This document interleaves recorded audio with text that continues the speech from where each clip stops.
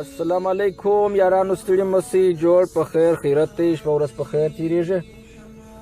بس روغ صورت او خوشحالي مو غواړم. او بل دا چې عمر رضی الله عنه به همیشه ویل زورور مسلمان تر کمزوري مسلمانه ښه او بهتر دی. دا ولې؟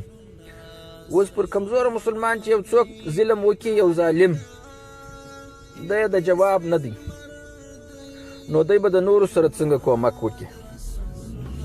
وینې؟ او پر یو زورور مسلمان چې بیا یو څوک ظلم وکړي، هغه جواب ورکولی سي.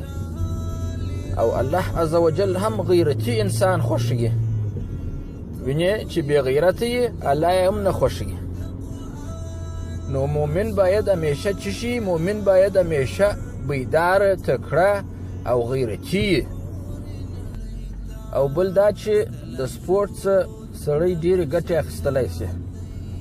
اول چې ځان تکړه یې، یو مرضي چې در باندې راسي، هلته ته ورته بیداره یې، ته ورته تکړه یې. وینې؟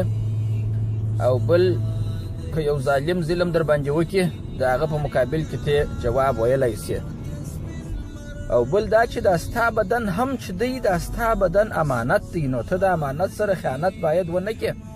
چې دونه پنډوس نس نیولی، په دلته نشه وکړه، هلته نشه وکړه، دلته شراب پر سر پورته کړه، هلته بالا سګرېټۍ ووه. وینې؟ دا شان ټوله په اسلام کې حرام دي. ولې؟ خو ستا بدن ته ضرر رسوي، نو ته خپل بدن باید ښه سم وساتې او ویې نازوې. د بدن نازول دا نه دي چې ته بس بالا خاص برګران و کولاوي و شان ورغورځې، بس د هغه د نس عبادت چې شروع کړي دي، نس دونه وپړسې واجرېدله، اخر نو د شور نه یا بلکې ته باید ځان همیشه تکړه وساتې. دغه ته وینې د بدن نازول وایي. صحابه کرام هم داسې نه وه چې شپه ورځ به بس بالا دسترخوان ته ناست و چې هله دا وخوره، هغه وخوره، دا وخوره، هغه وخوره. یا هغو به ځانونه کلک ساتل، ځانونه بیا ټینګ ساتل، ځانونه بیا مضبوطه ساتل. خاص بیا د آس ځغستاوې وو یا د غشي ویشتل و، داسې مثال ځانونه بیا ښه امده ساتله. ول چې داسې نه وي چې موږ ورته کمزور یو او سبا دې یو دښمن په مقابل کې ولاړ او ته د جواب نه یې. نو په دا خاطر بیا سپورت همیشه ځانونه بیا ټینګ ساتله، ځانونه بیا کلک ساتله، ځانونه بیا زورور ساتله. وینې؟ نن ورځ بس بالا ګرده خلک سرچپه روان دي.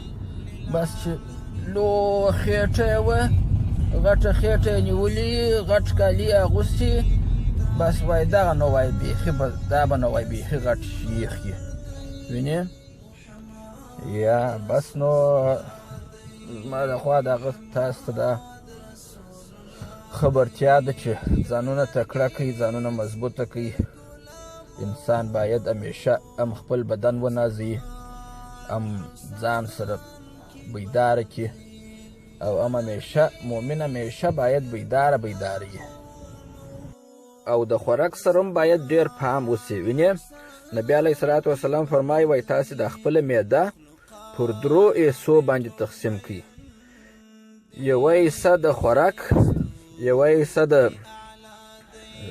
څښلو، او بله حصه د هوا دپاره.